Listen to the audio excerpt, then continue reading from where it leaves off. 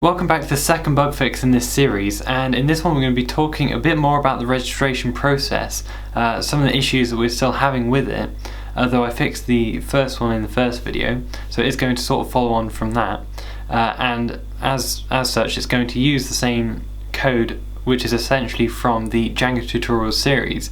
If you haven't seen that, it's not necessarily prerequisite, you can still follow along, but it does help to have that sort of fundamental understanding sometimes, if you want to sort of know exactly what the project is all about. That said, let's just go ahead and carry on with the registration process. So I'm just going to enter some more test data in here.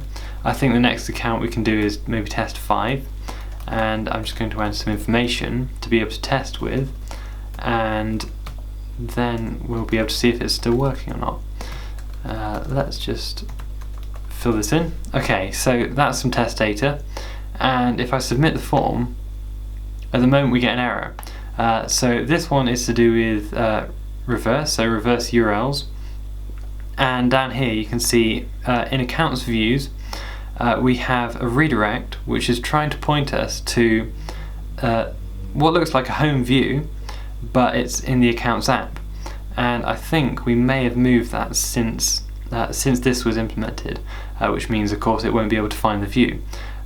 So let's go ahead and look in accounts views, and so it doesn't seem like there's a home view there, but if we look at the URLs, what this is pointing to is a URL in this file, so in the accounts URLs file with the name home.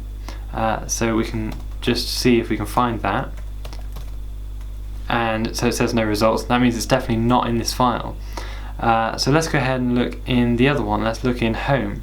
And you can see quite clearly name is equal to home, and that points to our new class-based home view.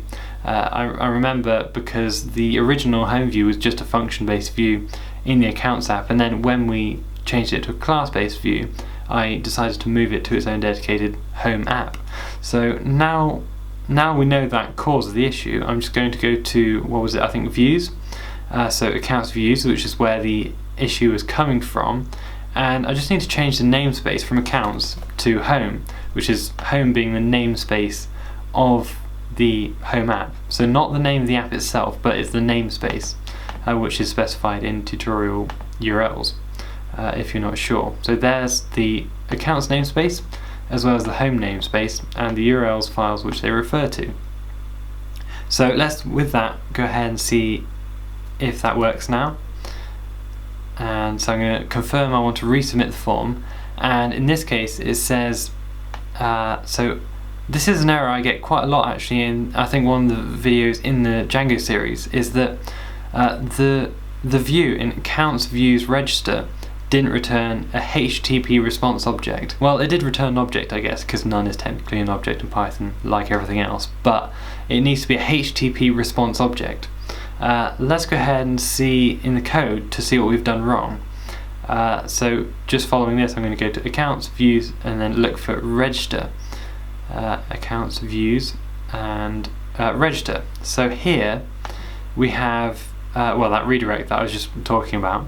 But then if we think about this, I think what I've done is I've just resubmitted the form, and by the looks of it, it's failed the form validation, because if it was valid it would return a redirect, which I know works because we can see the home page, and it doesn't return if the form isn't valid, but it is still a post request. So get request still returns something always, because it's just going to this else block and returning a template with a blank form on it, but the post doesn't.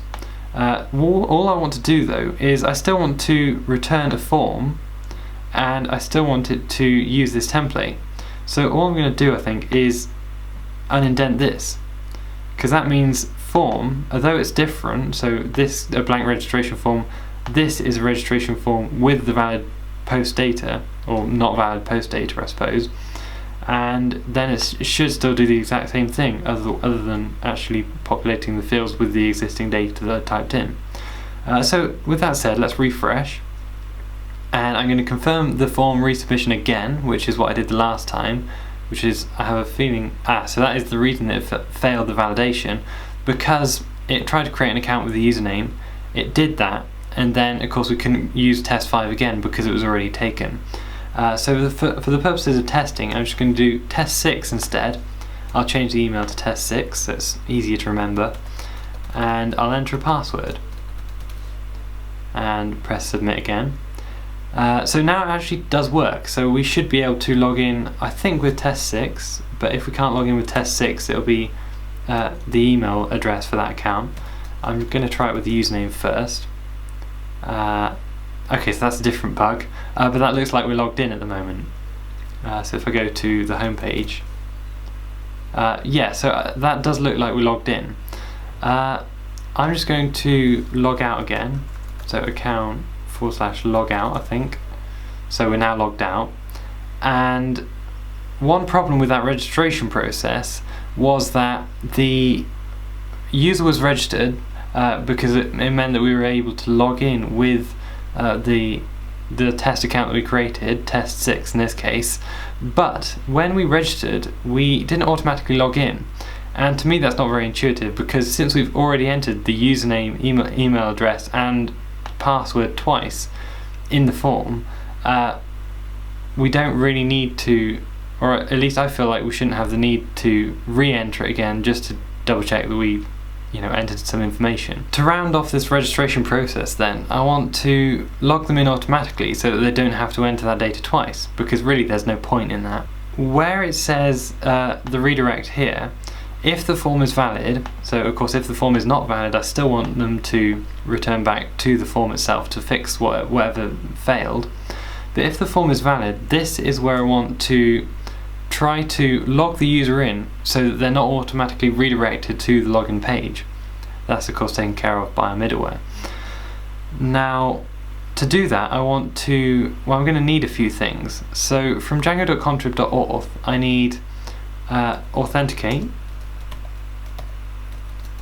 and I need login. So they're the two things I'm going to need from Django, and I'm going to need the post data.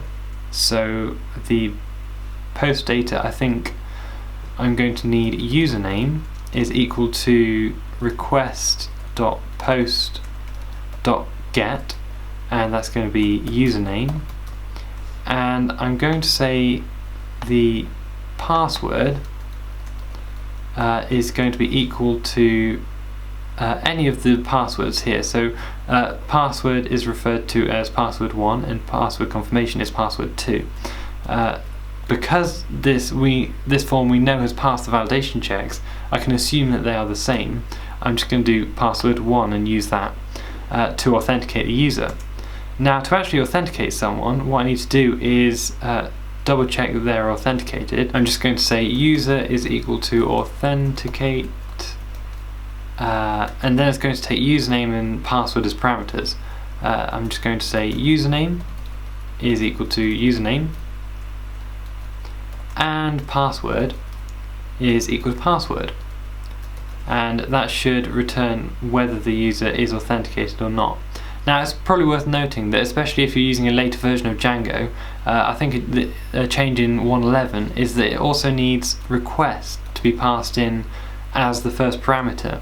But because we're using Django 1.10 still, and that's the version that the project was written in, and I haven't upgraded it yet, we don't need that at the moment. And then the final step of that is to log the user in so their session is authenticated, and I'm going to just do login, so again using the two things I've imported here, and I'm going to say request. This one does take the request, and I'm going to pass in the user, so the user if it was authenticated, just so this login function does actually know whether it's authenticated or not. So that's why we did that authentication check here, which of course it should be because they've just registered, and therefore the username and password should be valid. So let's go ahead and test that. Let's see if it works. So I've just refreshed, and I'm going to do test.